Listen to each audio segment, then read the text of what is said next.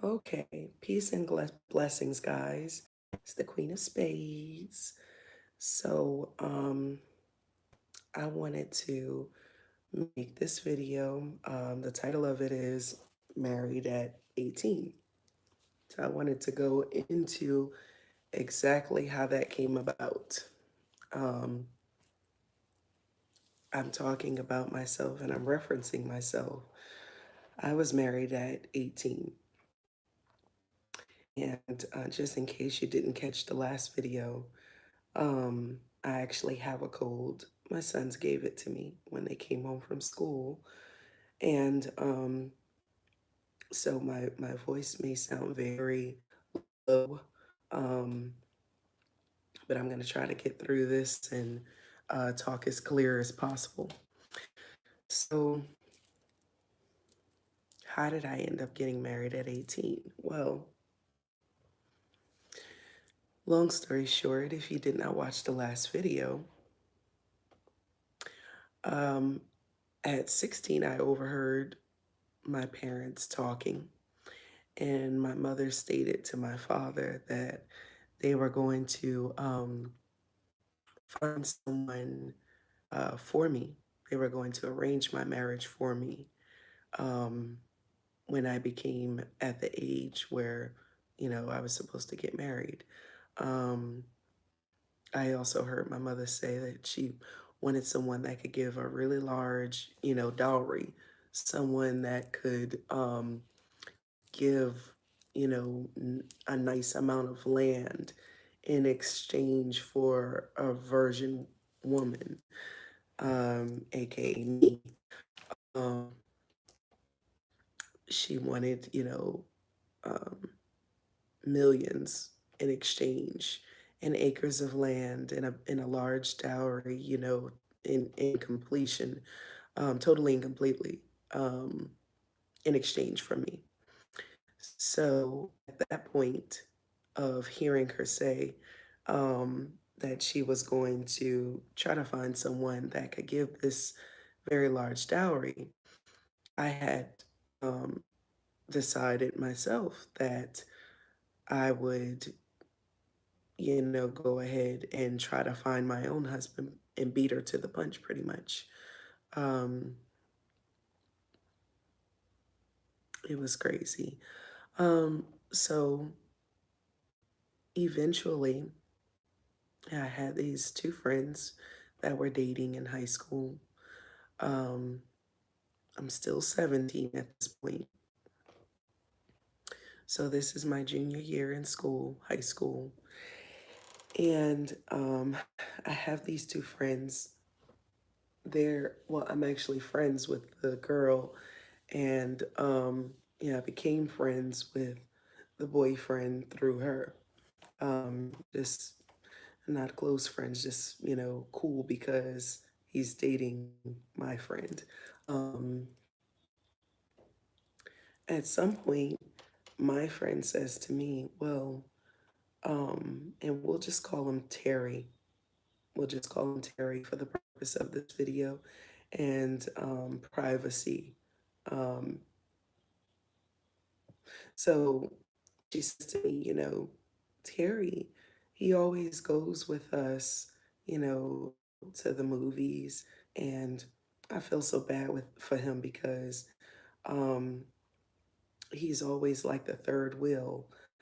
He doesn't ever go with anyone. Um, it's really just us and him. He goes out to the movies with us. He goes to dinner with us. And it's cool, hanging with him. But um, at the same time, we feel so because, he's alone and um, we really want him to find somebody, to go with. So she's like, next time we go out, I'm like, I want to go, but at the same time, it's like, I know my parents are not going to let me go. So I've got to find a way to go and not make them aware. Um, because at previous times, I actually asked, like, can I go to the movies with a couple of um, girlfriends and guy friends from school? And they're like, well, you can't go alone. Someone would have to chaperone.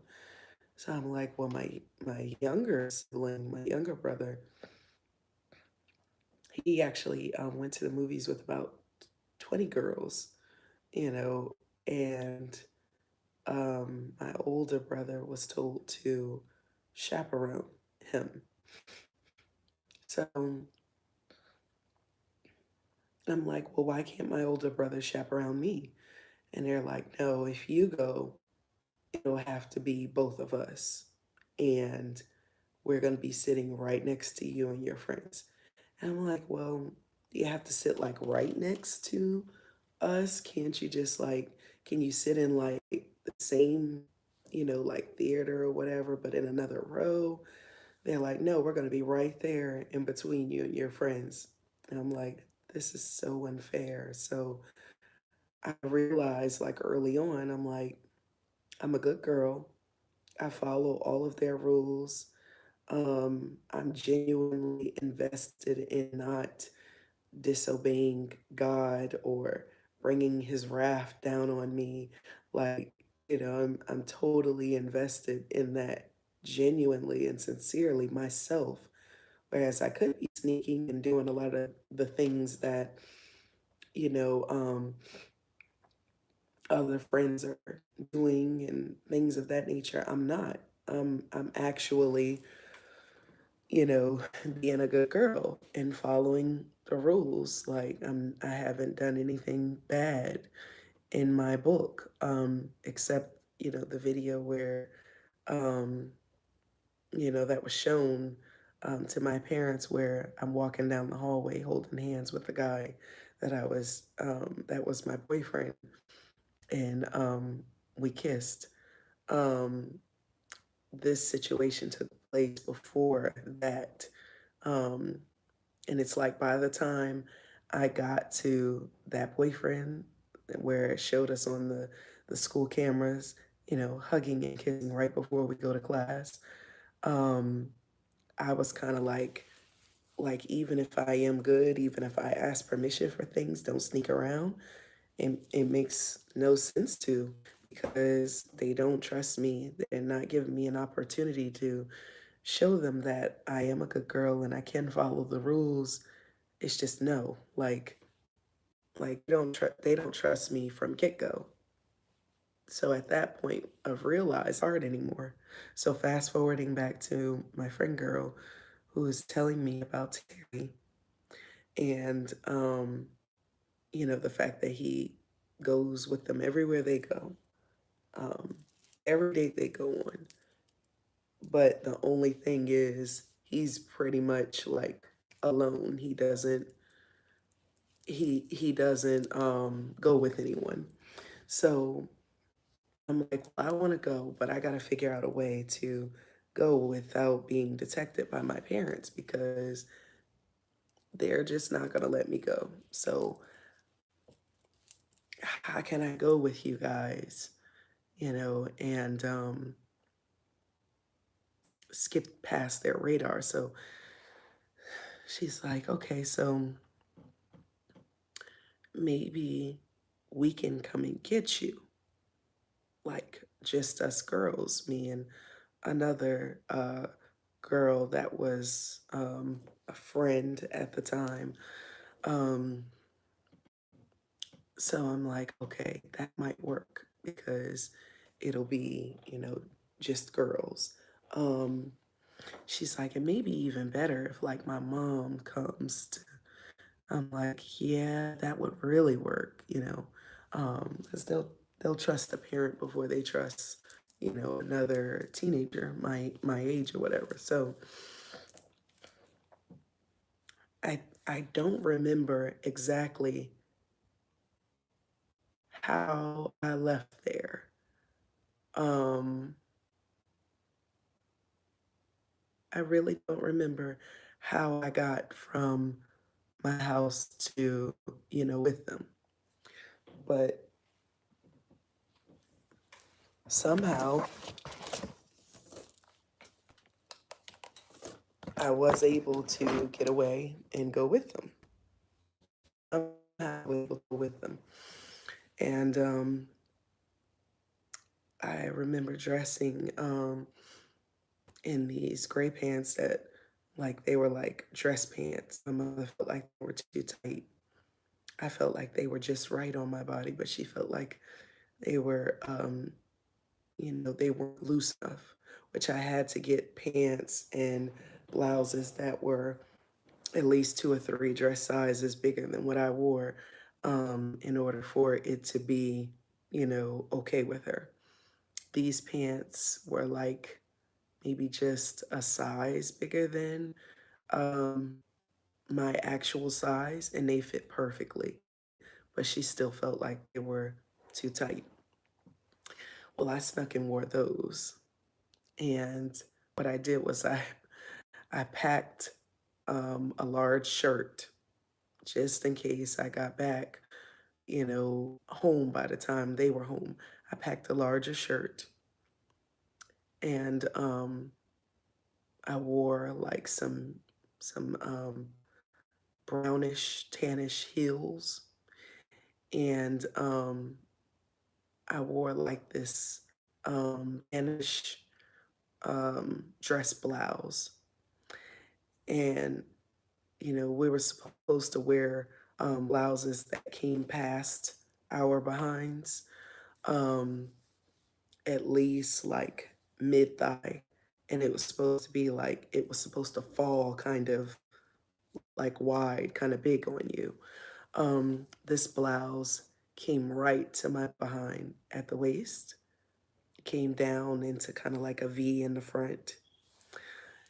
And I was so in love with that blouse, and I decided this was perfect for my first date or outing, whatever. So anyway, we all go out and we're all in the movie theater watching a movie and then at some point we went and got something to eat. Um it was me and Terry in the back and my friend and her boyfriend in the front. Her boyfriend's driving. And at the end of the night, it felt so nice. Terry opened up the door for me. He offered at the restaurant to um, fix my plate for me because it was like a buffet.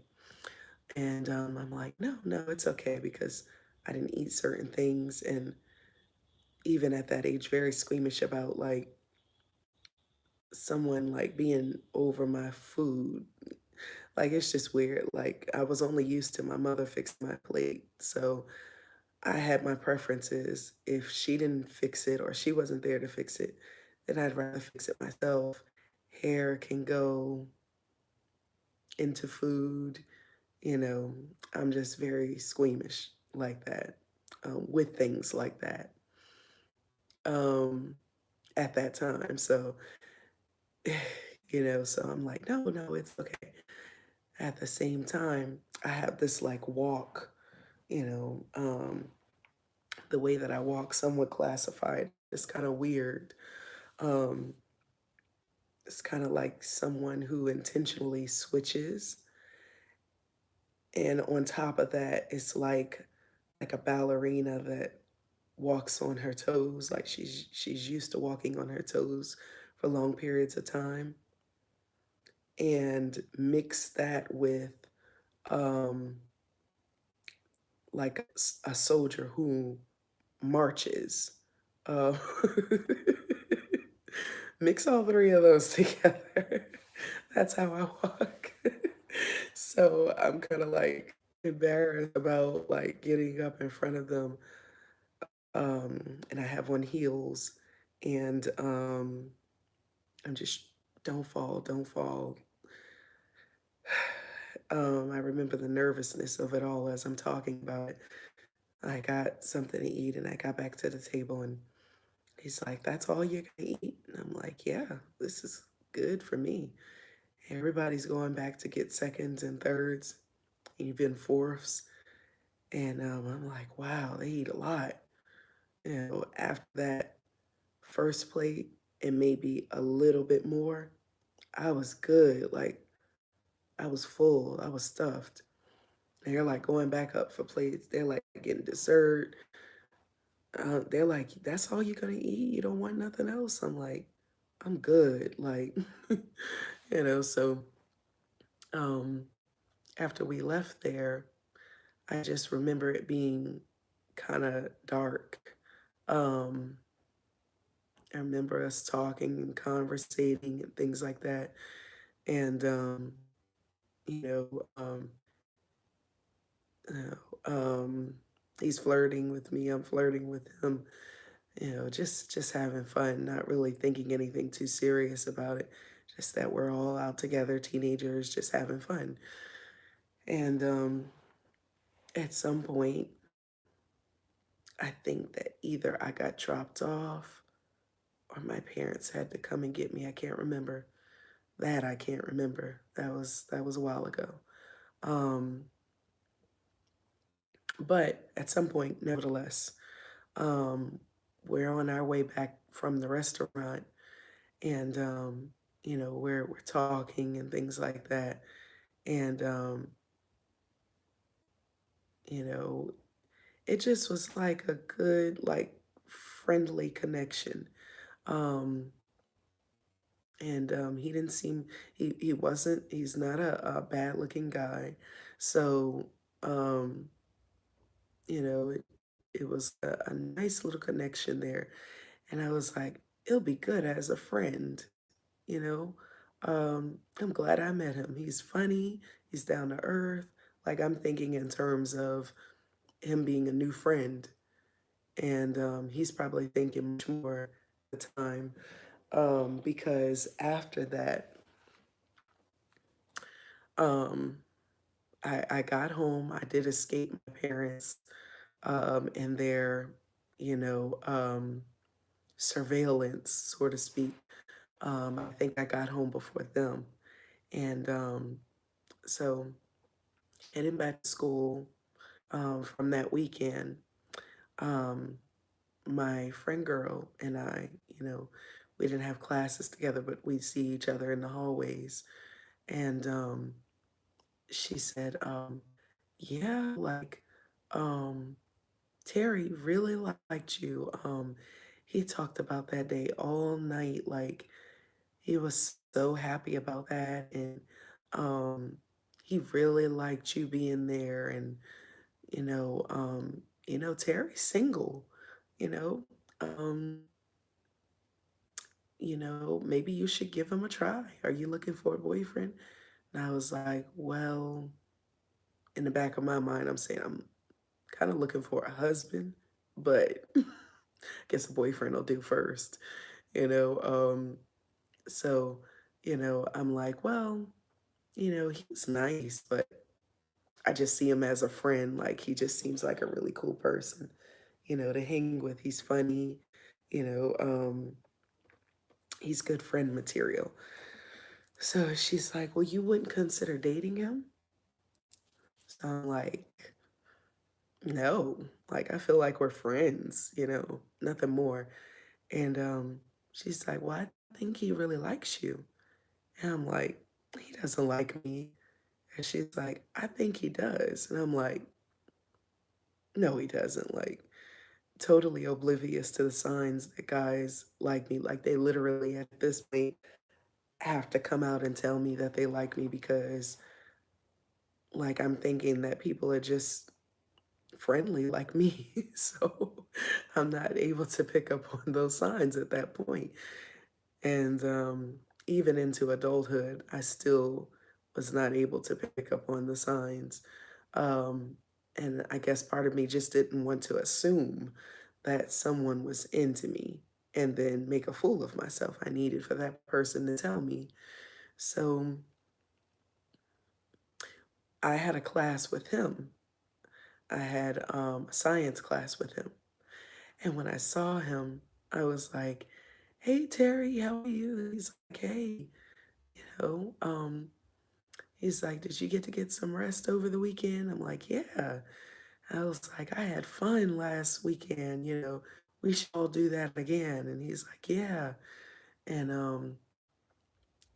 I'm like, he's kind of quiet at this point. So I'm like, so guess what? He's like, what? I'm like, how about, um, we'll just say Brandy. How about Brandy said, you know, that we should date, like we should be together because she seems to think that you like me. So I was like, that's funny, right? I started laughing. I was like, I told her, we're only friends. You know, I don't look at you like that, and you don't look at me like that either. I know what make her suggest that. And he's like, oh, okay. Well, yeah, you're right, And I'm like, wait a minute. Did I hurt your feelings? Like, you actually, you know, and I'm like, wow, I did not see that at all. Like, I thought you looked at me like a friend, like I look at you like a friend. So he's like, yeah, and at this point, he looks like really embarrassed. And I'm just like, okay, so, um, well, now I'm like trying to find a way to retract everything I just said because now I look crazy because he actually does like me. Um,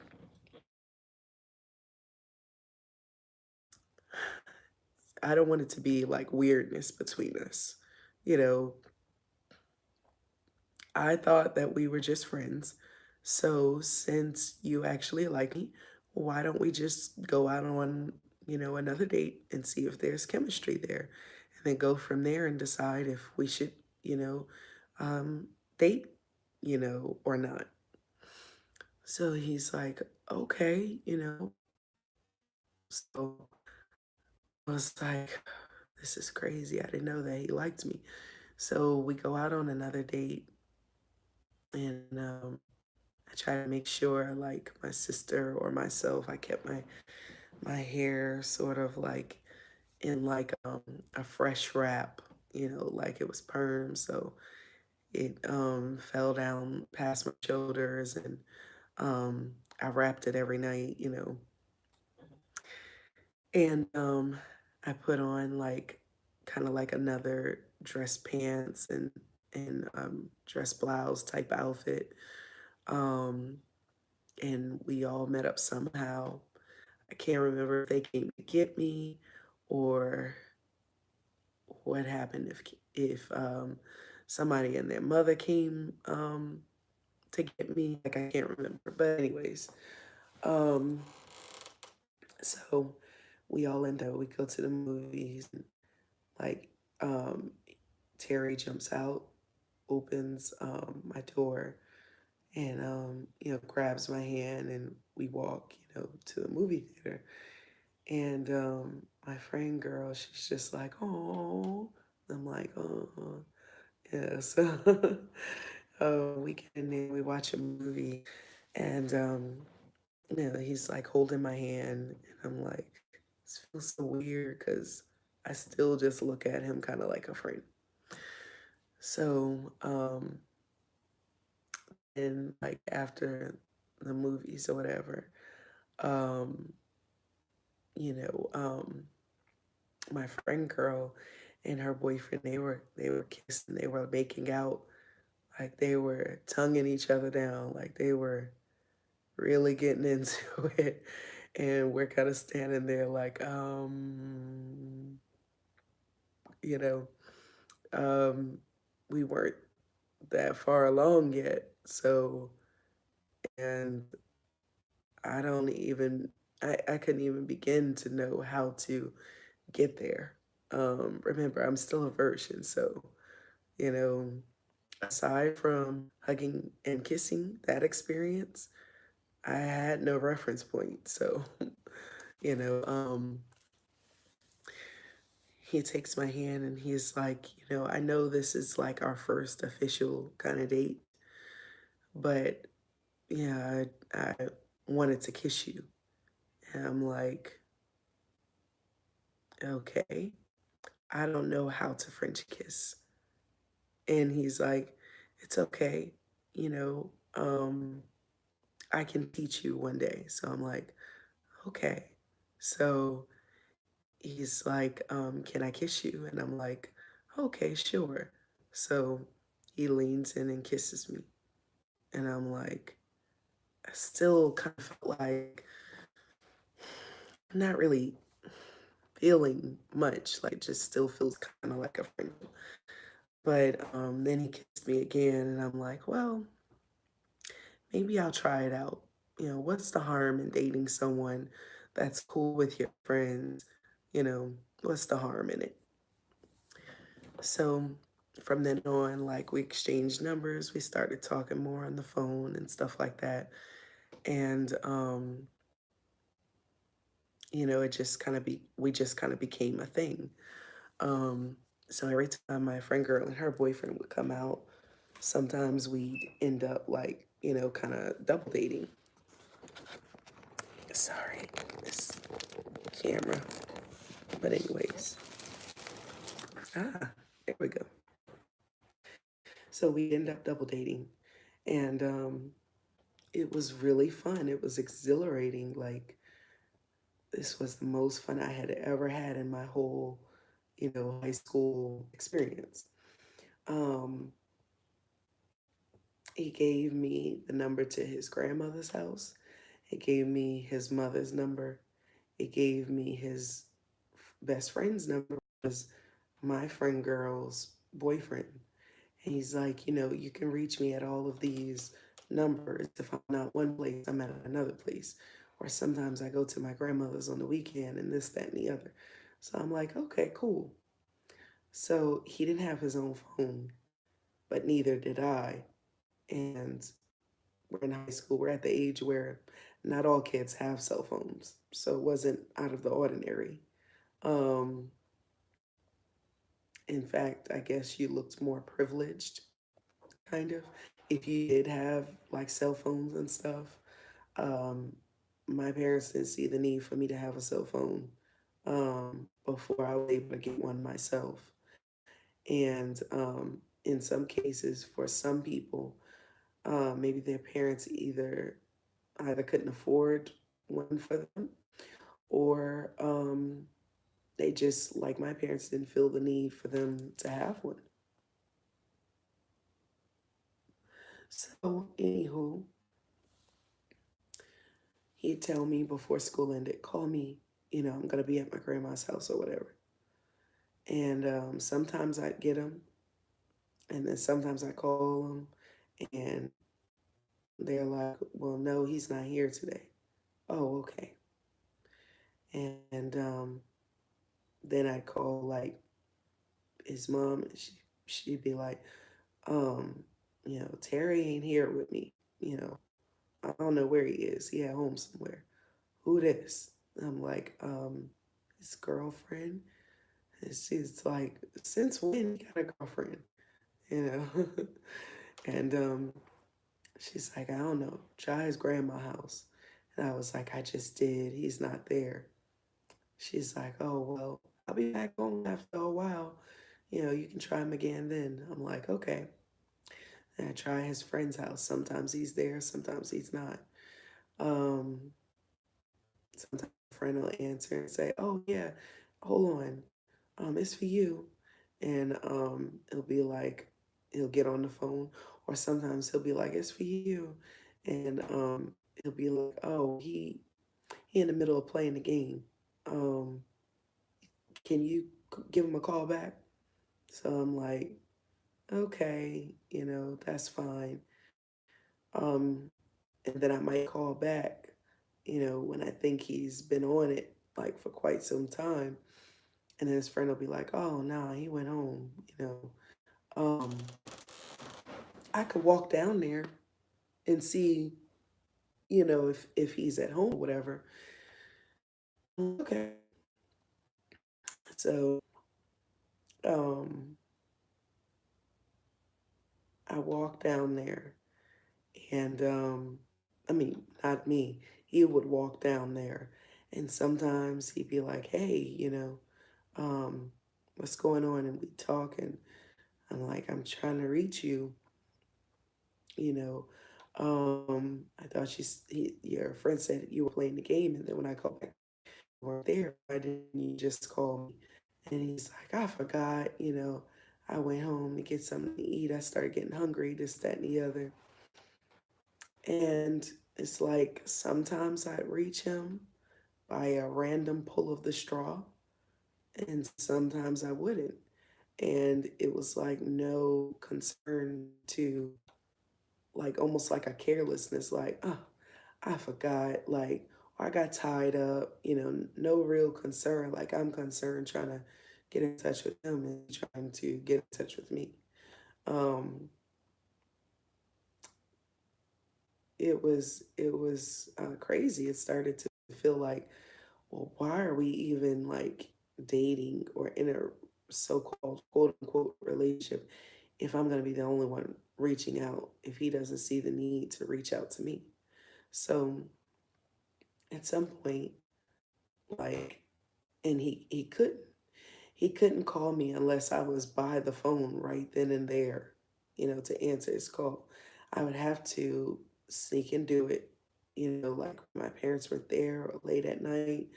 Um, so he couldn't just automatically just call me. But if I'm already by the phone, at that moment in time and I'm reaching out, then he could call me then, but he never seemed to. So it went from that at some point to me getting like uberly frustrated. It just seemed like, and my friend girl and her boyfriend, they're like, he really like you. Terry really likes you, but he's not used to having a girlfriend. So because he's not used to it, like he's not used to having to answer to nobody or call nobody or nothing like that. So I'm like, okay, you know, I wasn't used to a boyfriend, but I got used to it. Like it just at some point in time it started to get annoying, so I started to push away. And I had called him one day. I think I had left um, a message on his friend's phone. And I was like, because I didn't want to leave it on his grandmother's or his mother's phone. And I left the message and I was like, I just feel like it's so much of a hassle for us to get in touch with each other.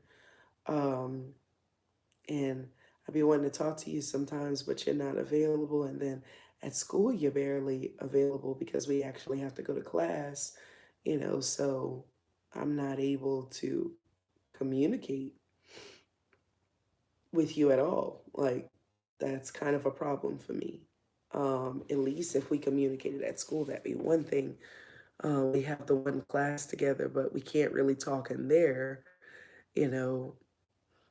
So how do we communicate? Like, I don't see you after school. You're at the bus, so you're gone, you know. So I was like, on the voice message, I was like, I think that we should see other people. Um, and I actually kind of like hang in there for like some months of that going on, me talking to him at school or passing him a note like, why aren't you ever like able to talk? Like, what's going on? Like, he's like, oh, I was outside playing ball with some of my friends. Like, it's almost like I was never a consideration to it. So at some point, um, I was like, well, I think we should see other people. I'm gonna start seeing other people. You should too. You know, maybe you shouldn't be in a relationship if you're not gonna have time for a person. But I'm gonna start dating other people, so we can still be friends. And, I'll talk to you at another time. And so after I left that message, actually before I left that message, me and my friend girls decided we were gonna dress our most prettiest and go walking around in the mall because our boyfriends were not acting right, and we were doing a woman's strike and revolting in a way in which we were now putting ourselves back on the market, just to see, I guess, if we still had it.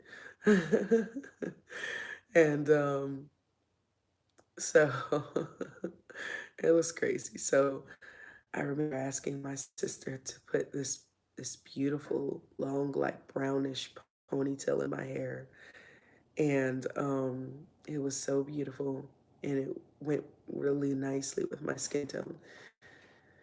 And I dressed up in some dress pants and this dress blouse, and I had on some heels. Now the heels I can remember very vividly. They were like jean heels, and they were a little too high for me to walk in, but I rocked them as best as I could. Those jean heels, they were like boots. They were boots, with a very tall heel, block heel.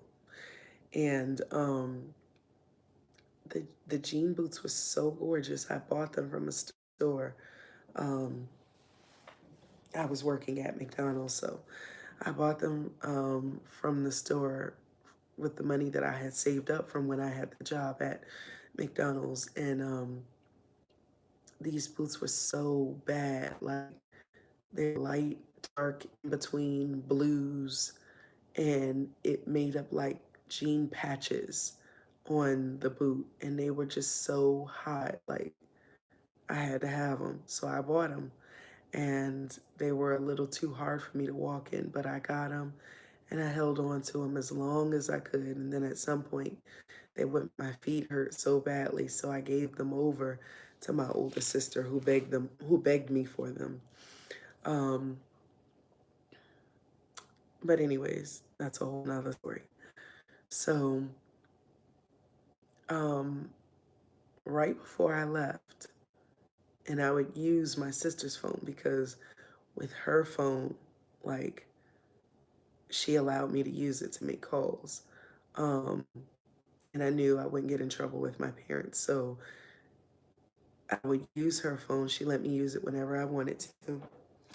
And that's how I would be able to, contact him. And if he did contact me, because she now had her own house phone, if he did contact me, it would show up, you know, his last name on the caller ID. She knew it was him. And, she'd simply let me know. Um, so he started calling like back to back to back, back to back to back, at least 20 times right before I walked out the door to go with my friend girls.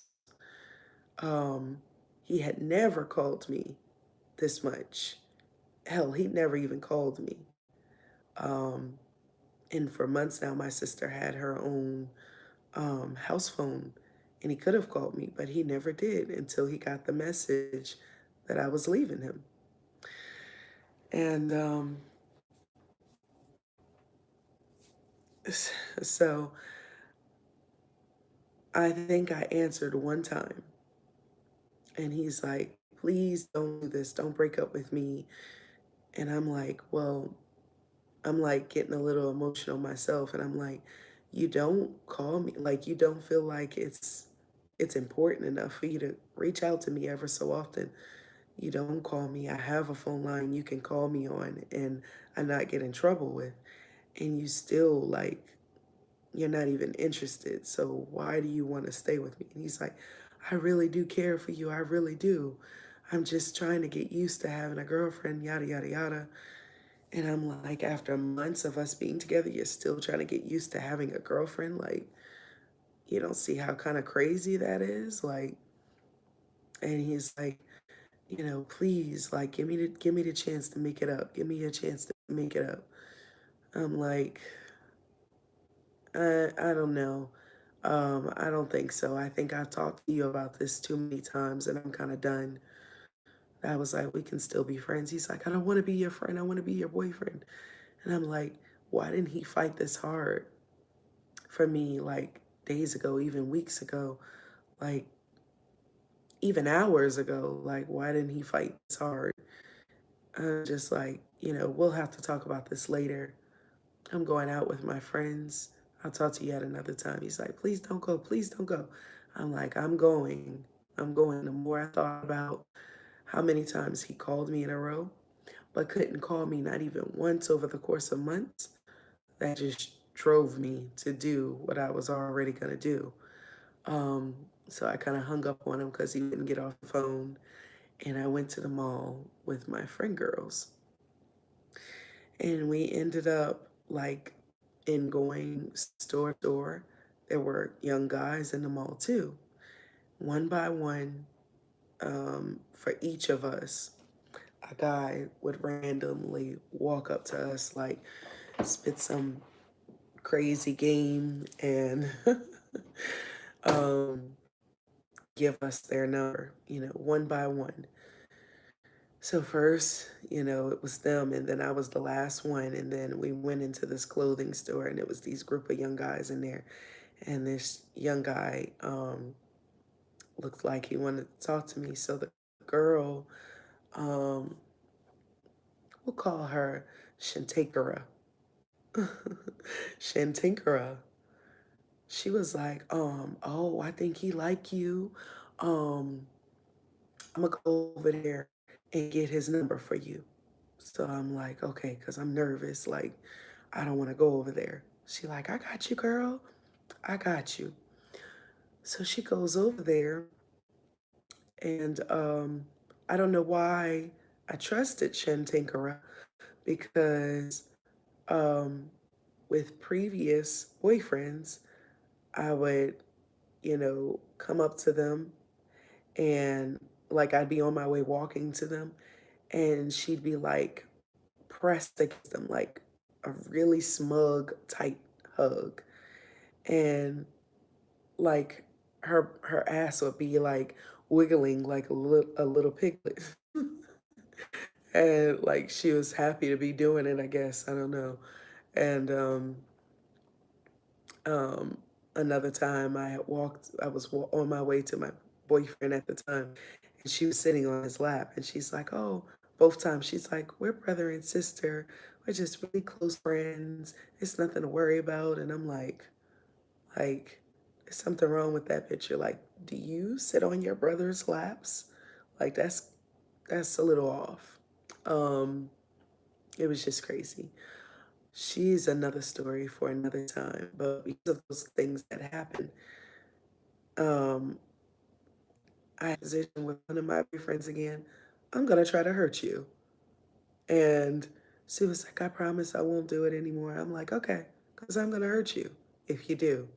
Like, it's just, I just felt like she was taking advantage of me being nice, a nice person, and she was just doing whatever she wanted to, but she didn't do it. She didn't do those things to our other friend and her boyfriend. She didn't do that to other girls' boyfriends, just mine. So, anyways, moving back to the story at hand, 'cause that's a whole nother story for a whole nother time. Um, she's like, I got you, girl. I'm gonna go get this number for you because I see he likes you. Hold on. My throat gets dry. So I'm like, okay, okay. So I'm looking at the situation from the standpoint of this is a friend of mine. So I do the same thing for either one of them.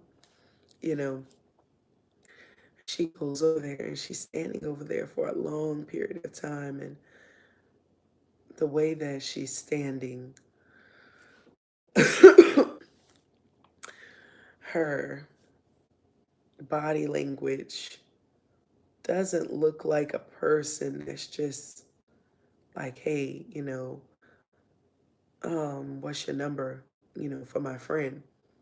Kind of looks like she's trying to get his number for herself. Excuse me.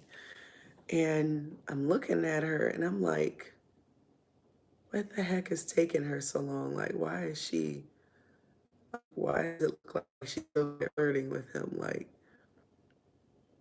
nah, maybe not. I'm like, cause she already got somebody's number.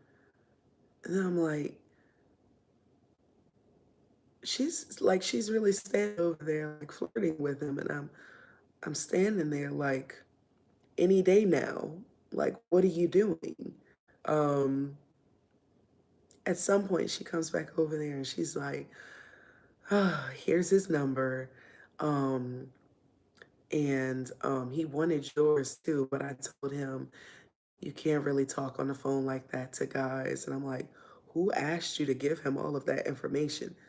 You said you were going to get his number. Like, what? Like, what is wrong with, like, one of those friends who's secretly an enemy, but they pose as a friend? That's what Shantankara was.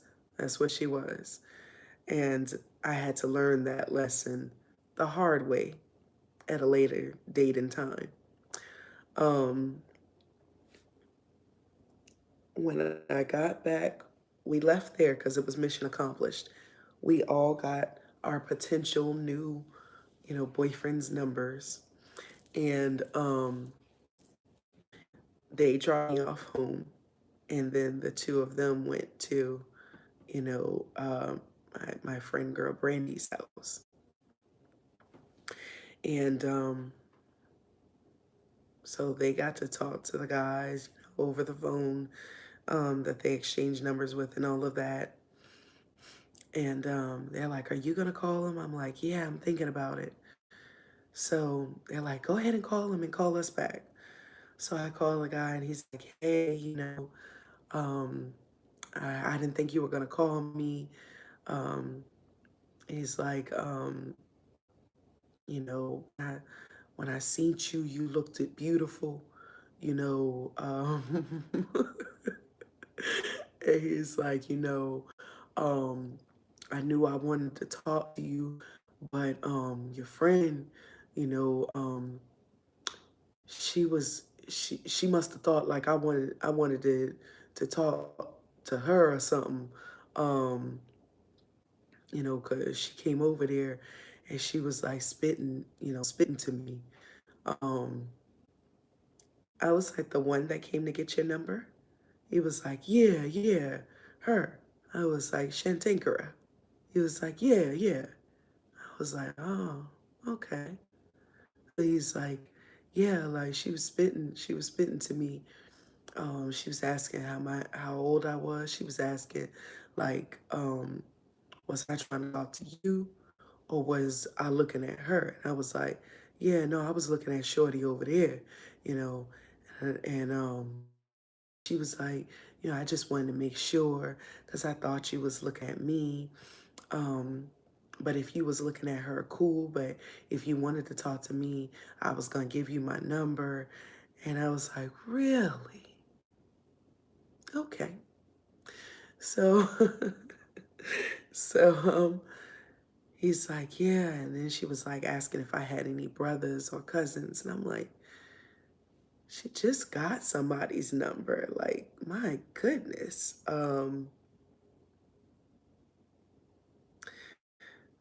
Whatever. So we're talking and he's like, so you got a man? And I'm like, no, I was with someone, but I broke up with them. And he was like, well, why it didn't work out? And I was like, he just seemed like he wasn't really interested. He wasn't really available at all to just talk to me. I didn't need anything else except for him to be available to have a conversation with me. And as I'm talking to him, you know, um, who, Terry, is beeping in. So I'm ignoring the call, I'm sending it to voicemail. So he's like, yeah, so am I going to get to see you again? So I'm like, yeah, I go to the mall all the time with my friends. I'm like, you might see me then, you might see me in a couple of weeks. We could plan to meet up there at the mall. He's like, okay, cool, cool. Terry's beeping in. He has beeped in about 10 times by now. So now I'm like, okay, let me just go ahead and get off with you really quickly. I'm gonna put you on hold because there's someone beeping in on my line. I click over to him and he's like, you know, I need to talk to you. And I'm like, I have nothing to say to you. If it's about us and us dating, I don't want to talk about it because we're not dating anymore and I've moved on. And he's like, you ain't move on. Who you move on to? And I'm like, his name is Rashane and I've moved on. And he's like, um, I still care about you. I still want to be with you. Da, da, da, da, da. And he was like we had this discussion before we started going out, me and Terry. He drank and he smoked weed. And I said, you have to make me a promise. If you're gonna be with me and you're gonna be my boyfriend and you're gonna be kissing me, um, you're gonna need to stop drinking, stop smoking weed. Like totally and completely. Do you think you can handle that challenge? He's like, can you give me a little bit of time? I'm like, yeah. He's like, maybe just a week at least. I'm like, yeah. I was like, how about this? Take a couple of months. Get back to me and let me know once you've stopped, and then we'll go from there. He's like, oh, it ain't gonna take me a couple of months, maybe just a week or two. I'm like, okay, get back to me and let me know when you've done that, and then we'll go out from there.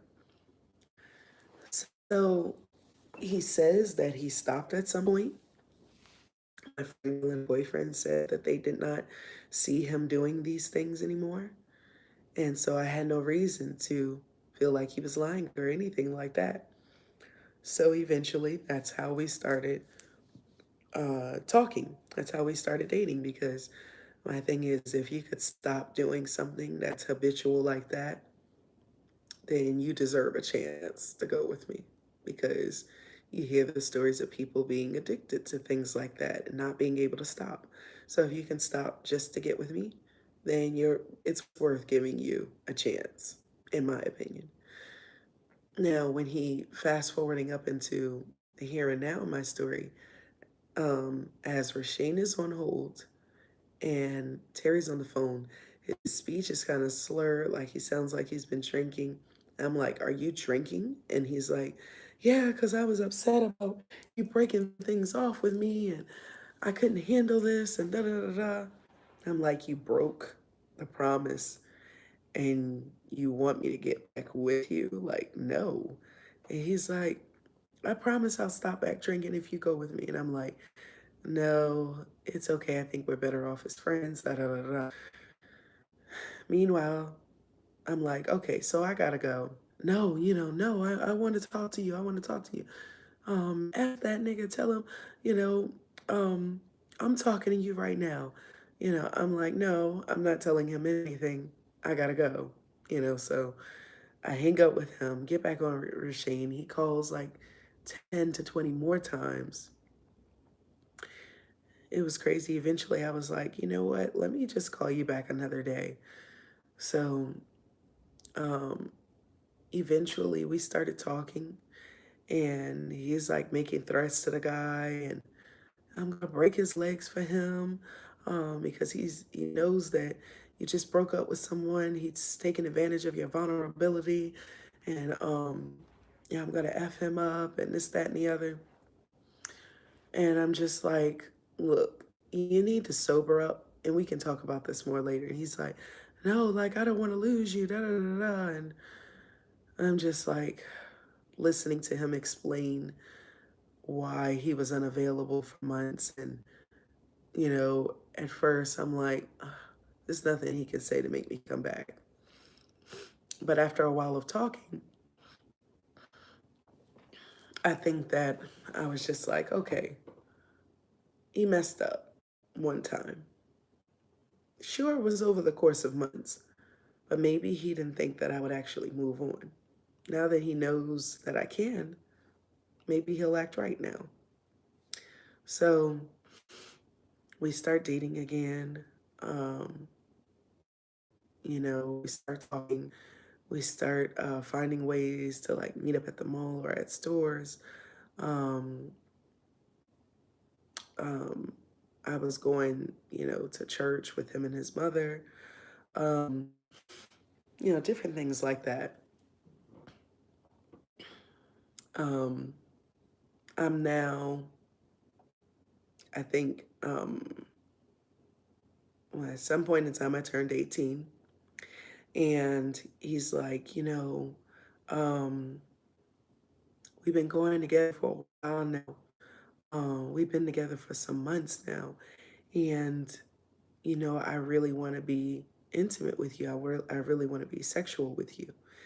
And I'm like, well, I'm not trying to do that unless it's someone that I'm going to settle down with and get married to.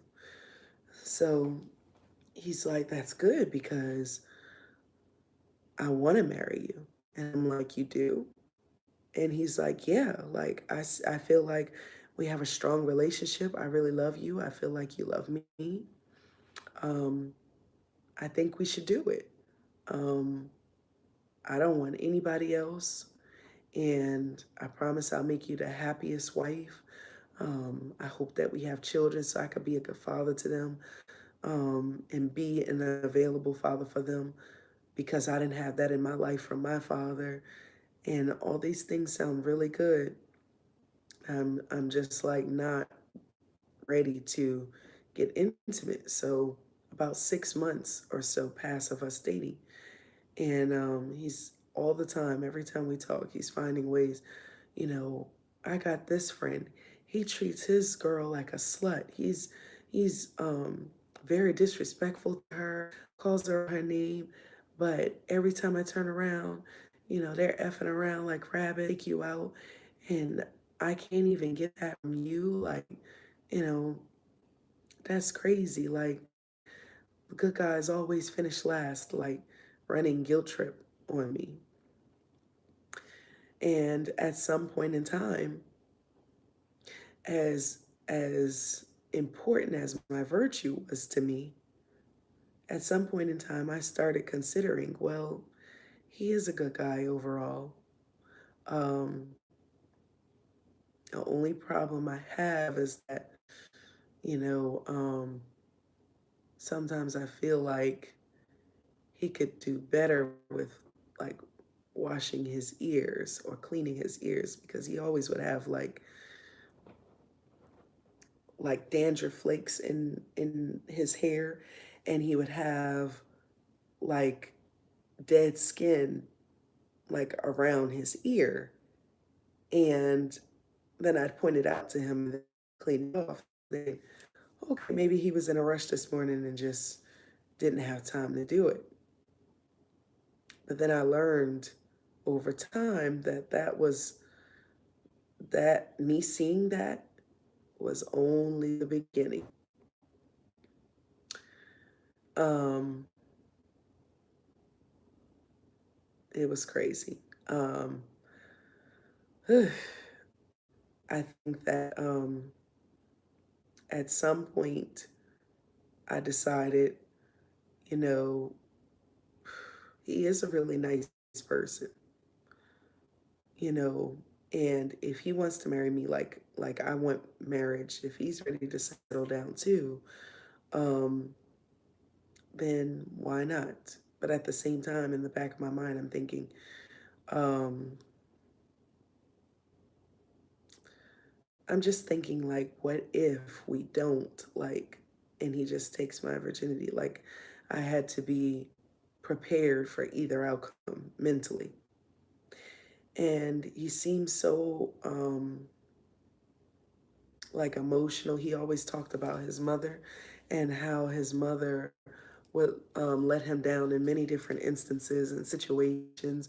Like he felt like she wasn't there for him, like he felt like she should have been. And, he would get very emotional talking about these things. So at some point in time, I started to feel like he was like kind of like the lost puppy that just needed a loving owner, like a loving home to go to. And I was the person to introduce him to that loving home and even like a sense of religion because his mother was a churchgoer, but he wasn't really so much so. So um, I felt like I could add to his life in a way that maybe nobody else had, and it would cause him to be a better person. Um, at some point in time, um, I eventually, at 18, I decided I was going to give him my virginity. And um, what helped me to make this decision was um, initially it wasn't well what how it ended up happening was I ended up, if you can say that, at 18, I ran away from home. I was getting into arguments all the time with my parents. They were wanting me to fit into this box, this ideal, and I was slowly but surely becoming my own person. And they didn't they didn't agree with that, and they weren't having it. You either be what we want you to be, or no deal. Like there is no or. There is no other option.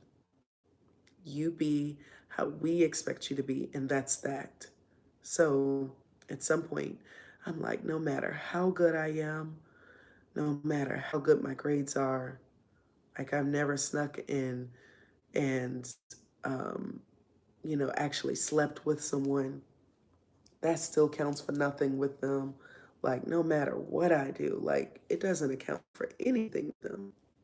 That's what I was thinking. So at some point, I decided I'm running away. Like, I'm leaving here. So my friend girl, I went to her first. She's like, if you come here, my mother will probably call them and you'll end up getting picked up. I'm like, oof, no, get another friend girl. I ask her, can you pick me up and take me someplace? And, all the girls around me, they're used to getting in cars and going places. So it didn't seem like anything abnormal to her. So she's like, sure, I'll take you. I'm like, thank you. So late one night, I left out of the house and she picked me up and she dropped me at his house, at Terry's house. And his mother saw me. She's like, what's going on? Why are you here so late? And I explained to her the situation, the problem that I was having with my parents. And I just needed a place to stay, to cool down. So she's like, well, you can stay here, but I don't know how long, you could stay for a couple of days and you gotta go back home. So I'm like, okay, yes, ma'am. So we're there and watching movies. I'm watching him play games with his brother and stuff like that. And at some point, you know, he laid down and put on a movie. I laid down next to him. And at some point, um, he starts kind of like, kissing on me and feeling on me. And I decided, well, I'm going to try it. I'm going to try it tonight. I'm going to go ahead and give him my virginity. At this point, I really did feel like I loved and cared for him. So it was really like it was the gut instinct telling me not to. But at 18, it's like also confusion because my heart and my mind and my gut were saying three different things. So I just picked one. Um, We eventually laid down and we became intimate. And after that, I drifted off to sleep. I was very tired. Um, I didn't know that that was a side effect of it. Eventually, my parents started looking for me. They went to the house of the girl who drove me to his house. They went to the house of the friend girl that they knew was my friend, but a mother wasn't having it. And I wasn't there. Eventually, they went back to the girl that drove me there. And my mother was like, please, please tell me where she is. So eventually she's like, okay, I'll tell you. Like she couldn't take, the heat anymore and eventually told them exactly where I was. They came there looking for me. He's like, hide in here. It was a closet.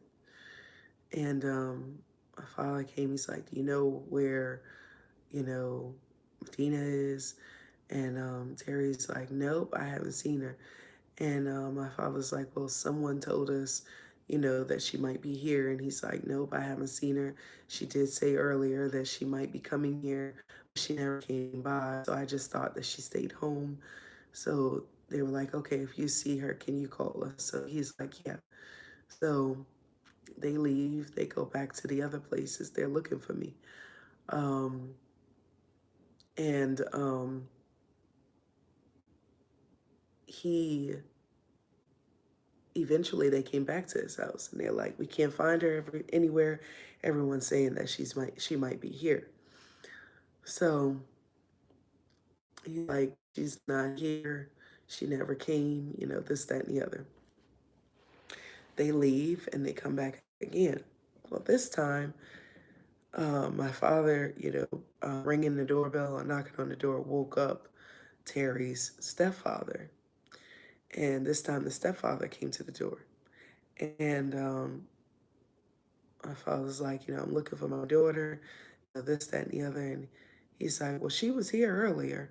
I don't know if she left or not because I eventually went to sleep. So Terry's like, in a heap of shit because now my father doesn't trust anything he's saying. He's very disgusted and upset with him for lying to him. His stepfather immediately starts looking through the different rooms in the house and eventually comes upon a closet, which I'm dead asleep, covered by blankets and pillows. And he pulls back the pillows, and I'm like, and he's like, here she is, right here, here she is. And my father comes into the room, and he's like so disgusted. He's so upset, so hurt, so emotional.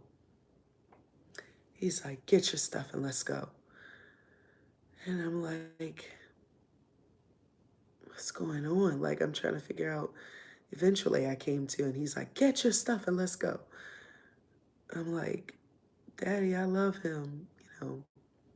He's like, I want to hear another. I said, let's go. And Terry's mother comes into the room and she's like, are you okay? I'm like, I love him. And she's like, baby, he can't do nothing for you. And I'm like, why would you say something like that? I love him. And she's like, I'm telling you, he can't do nothing for you. And I'm like, kind of heartbroken by her saying that. And he tried to hug me before I left, but I was scared of what my father might do. He's a big, aggressive man. So I grabbed up my things. He helped me to grab my bag, and then we left out. And it was my father and my sister. And on the way home, she's like, you are so stupid. Would you do something like that? You're so dumb. This, that, and the other. And I'm like shooting back, like, shut up. Leave me the hell alone. He's like, to be quiet. I don't want to hear another word from you. We're going to discuss this when we get home. Um, she's like, don't you know how long we've been looking for you? Why would you do something stupid like that? This, that, and the other. We get home, and my parents are like, they're like, so what happened? Why did you leave? And I was like, we're not getting along. Like, we're arguing every day. You want me to be this person that I don't feel that I am. And I needed to get a break from you guys, you know, which was the truth. That was the initial truth of it all. That was my initial plan. And my mother's like, did you sleep with that boy? And I'm like, part of me wanted to say no so bad, but at the same time, I'm not educated on sex or what immediate consequences, you know, it could bring to me. I know about um, sexually transmitted diseases. I know about pregnancy, but he did use a condom. I know that at least. But what if there are other effects that I don't know about? I need to tell them just in case they need to take me to the hospital for something. Better to tell them now than later, and they have to find out something. So I said, yes, I did. My father hit the roof. He's like, you gave your virtue to a no good ass nigga? How dare you? You know, and I'm like sitting there like, he's not, he's not a no good nigga. Like, he's a really good guy and I love him. And he's like, he's a nigga. He's a nigga. You hear me? He's a nigga. That's what he is. And if he comes to this house or anywhere near you, again, I'm going to shoot him dead with my shotgun. I'm going to shoot him dead. You hear me? And I'm like, I was crying. I'm like, why would you say something like that? You know, my sister's like, you're so stupid. Why would you do something like that? You're so dumb. Why would you do that? And I kind of got out of my feelings and my emotions, and I'm like, oh, you're the stupid one. And she's like, you know, I ought to come over there and do something to you right now. And I'm like, come on, because you won't be the only one who'll be up in here fighting. And you won't be the only one who will get a lick off either. It came to my parents and them being disappointed. I was saddened and emotional. But when it came to her threats and her being aggressive towards me, as much as she did as a teenager, as much as she snuck around, as much as she skipped school and played hooky to be with boys, I'm like, the hypocrisy of you to stand here now telling me how dumb I was. Like, you went far beyond what I ever did. You went far beyond like triple times. So it was crazy. Eventually my mother, she concocts this plan in her head. I'm sent to my room that night, but the next morning my mother calls me into her room and she's like, so you're going to take a pregnancy test. That's number one. And I'm like, he used a condom. She's like, so what? You know, that doesn't mean anything. My father starts yelling, doesn't mean anything. You know, he could have put a hole in the condom. He could have acted like he was putting it on and took it off. Like, you don't know the type of slick things that guys do, you know. And it's really ignorant of you to trust him and trust that he had on protection the whole time. This, that, and the other. I'm like, okay, fine. You know, maybe he was lying. Okay. She's like, you're gonna take this pregnancy test. So I take pregnancy test, it shows up negative. Then she's like, I've got an idea. So I'm like, okay. So she's like, you're gonna call him today. So I'm like, okay. Why do you want me to call him? So she's like, you're gonna call him and you're gonna tell him that you're pregnant so that you can see once and for all what type of man you have on your hands. If he's any type of man, he's going to run like the little scared little boy he is, and he's not going to take any responsibility for this unborn child you're about to tell him you're pregnant with. So I'm like, Do I have to do this? She's like, yes, you do. So I'm like, okay. So I call him up. I tell him what she wants me to say. And he's like, hello, welcome to Little John's recording studio. This is Usher. And she's like, see, he doesn't even have any regard for you. He doesn't even care that you just got in trouble, that you just gave him your virginity. He's on the phone playing like some little ass boy, you know. So I'm like, he's just playing like they always play like that. You know, she's like, whatever, tell him what I said. So I'm like, I just called to tell you that I'm pregnant. So he's like, you're pregnant? So I'm like, yeah. He's like seriously? Like you're pregnant? I thought it takes like days to find out. And I'm like, well, I just took a pregnancy test and I'm pregnant. And he was like, wow, so I'm gonna be a father. And I'm like, yeah, you're gonna be a father. And he's like, can't believe this. Like, this is great. Like, um, we could get married, we could start looking for houses, this is great. Like, I'm happy. I'm happy about this. Like, I'm so happy to be a father. Like, I'm gonna be the type of father to my son or daughter that I never had from my father. I'm so excited and this, that, and the other. So he's on speakerphone. She told me to put him on there. And I'm looking at her like, you know, not exactly the reaction you expected. And she's like, you know, like kind of disgusted. From then on, I actually did tell him, okay, that was just a joke. My mother wanted me to tell you that to see what your reaction would be. I'm not really pregnant. So he's like, well, I want to have babies with you though. I want to get married and I want to have babies. So I'm like, that's good to know because I do want to settle down and get married. So he's like, when do you want to get married? We can get married whenever you want to. I'm like, plan for next year, like July, you know. So he's like, okay. So a summer wedding. So I'm like, yeah. So um, now my parents are like very cautious. They don't let me out of the house. They don't let me speak to him. Um, they found out that I was using my sister's phone and she lies and says that I was like taking her phone without her permission to cover herself. Um, my parents are like, don't think that because you did what you did yesterday, we're going to just allow you to be out with him because that's not happening. Every time you go somewhere with him, you'll be chaperoned, you'll be with someone. Now,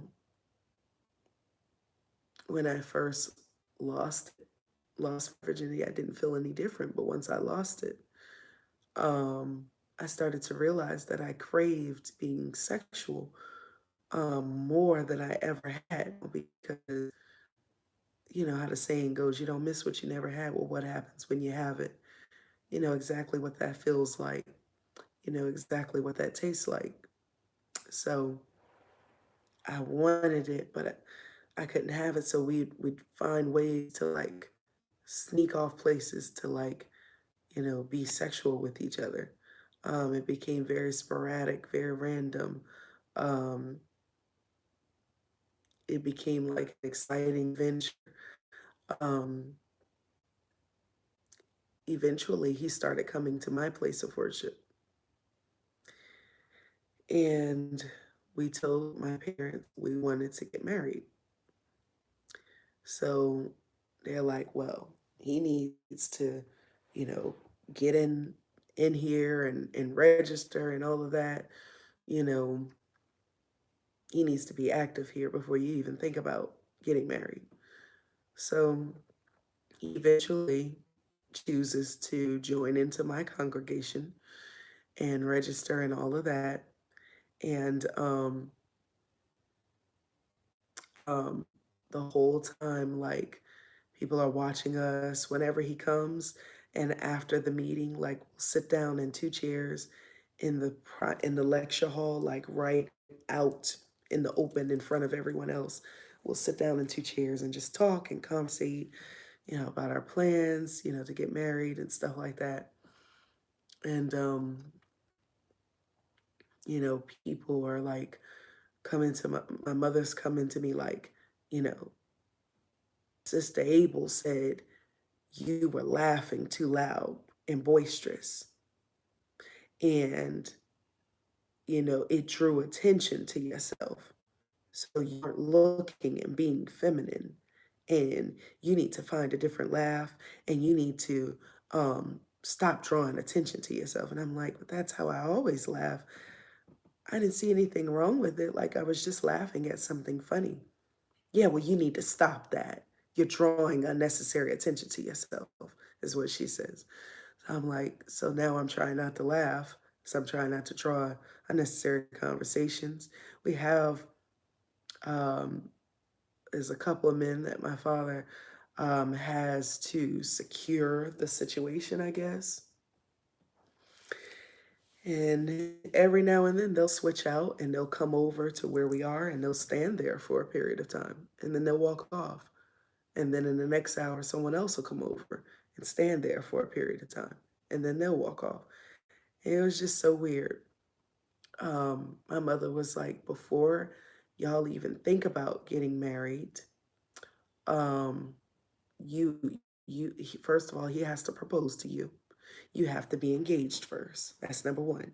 Number two, you know, um, they were like, I don't think that um, he's going to be good husband material for you, but whatever. So at the same time of them saying that, I'm like, yeah, but neither is the people that you're trying to put me with. And I'm trying to hurry up and get married before they have a chance, to put me with someone. So it was crazy. My mother eventually, she's also, before you even think about getting married, you're going to go to the hospital, to the emergency room, and you're going to get tested for STDs. Um, and they need to check you and make sure that you're not pregnant and they need to write down that you're still a virgin. So I'm like, I'm not a virgin. And she's like, yeah, well, they need to write that down. They need to check you for pregnancy and they need to write down that you're not pregnant and you're still a virgin so that I can have that paperwork just in case somebody tries to come to me to say, like, um, you're getting married at a young age because you're pregnant. So I'm like, well, okay. I'm young. I don't see anything wrong with what she's requesting. So I go to the hospital and they're like, we can't put down that you're a virgin. Are you a virgin? And I'm like, no. And they're like, yeah, we didn't think you were if you're getting a pregnancy test. Like, I'm like, I don't, that's just what my mother told me. Like, that's just what she wanted. They're like, well, we're not going to put down that you're a virgin. That doesn't make any sense. And I'm like, that's what my mother told me to ask for. Like, you know, they're like, well, we can show that we can have the results that you're not pregnant, which I wasn't. Luckily, I guess I wasn't pregnant. I didn't have any STDs and I was not any longer a virgin. So she kept the paperwork. He eventually registered and became a full member of our congregation. And I'm the minister's daughter. So, you know, I guess people are looking at me like, kind of like, dang, missed out on that opportunity. But um, anybody who I may have been interested in courting and being engaged to and marrying, they kind of told them years earlier, like, no, she's too young. And by the time I became of age, I jumped and found a husband myself. So um, it was at that point that um, we decided that because of all of the hassle with my parents, like the jumping through hoops, just so that we could merely conversate in the mosque. It's like we had to marry in order to actually be okay to date and go out with each other. That's how strict, the congregation was. So we decided, let's go ahead on and get married. We were talking about doing that anyway. And instead of next July, we decided to have a small ceremony um, at down by the waterfalls downtown. And we decided to do it December um, 31st of 2014. 2014. No, not 2014, 2004. It's late and my brain is getting there. But anyways, 2004, that was the year that I had graduated from high school. And he's 7 months younger than me, so he still hadn't graduated yet. Um, but I had graduated, and he's still in school. And um, like I said, we had a small ceremony at the waterfalls December 31st, 2004. Before we got married, the announcement had to be made to the congregation that we're now, engaged and we plan to get married December 31st. Anybody who wants to come and see or be a witness to the ceremony, they can. Um, my mother jumps up in front of everyone and she says, also, for any of you who think that she's pregnant or anything like that, um, and that's why she's rushing to get married, I have the paperwork right here. I have it right here. Anybody who has questions, come and see me after the meeting. So I'm like, okay. And you could tell by the looks on people, everybody's like, what just happened? Like, just, she just always seemed to be very fixed with her image. Like, she seemed to always care about protecting her image, no matter what, even if it made me look crazy. Um, we eventually got married December 31st, 2004. And it was just her. And like from my end, my father decided he didn't agree with the marriage, so he wasn't showing up. And his mother, his stepfather, and his brother and his younger brother. And then afterwards, my mother invited us all over to her house to have, I guess, a put together reception. And she made like, a fruit salad. She got sparkling cider, different things like that, and told him to invite, his family over and our friends and stuff like that. Um, so I'm gonna stop right there. I felt like this was one of the happiest days of my life, but there was something, and I couldn't quite put a finger on it, something gnawing at me, something, something that made me feel like, did I make the right decision? Did I make the right decision? I hope I made the right decision. He's a good guy. Seems like a good guy overall. But I hope and pray that I made the right decision. That was at the back of my mind, even as we were standing at the waterfalls about to say our I do's. That thought was gnawing at me. And he's like, it's us against the world. Nobody believes in us. Nobody believes in us getting married. Nobody believes that we'll last or make it. We've got to show them that we will. We've got to prove them wrong. So I was like, the ride or die. Like, you're right. Like, we're going to stick this out no matter what, especially because people believe that we'll last. So I'm going to stop there and I'm going to continue on with another video about all of the different things that I experienced from now 18 on, um, within that marriage. That's what my next few videos will be about. Um, Everything that I experienced within that marriage. I'm going to cover that in my next videos.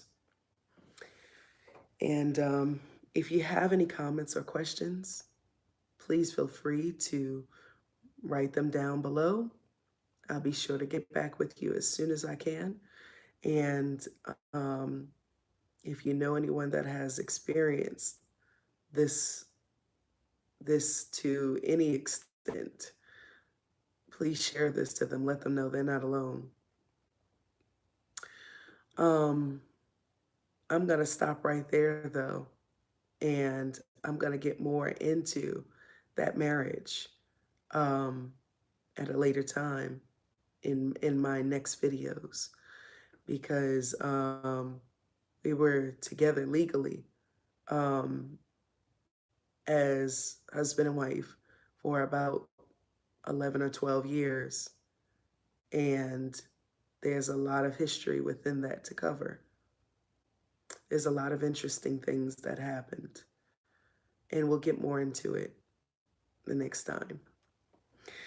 Until then, I hope you all have a wonderful and blessed evening, night, or maybe even morning, depending on when you're watching this. And I look forward to speaking with you again soon. Peace and blessed be.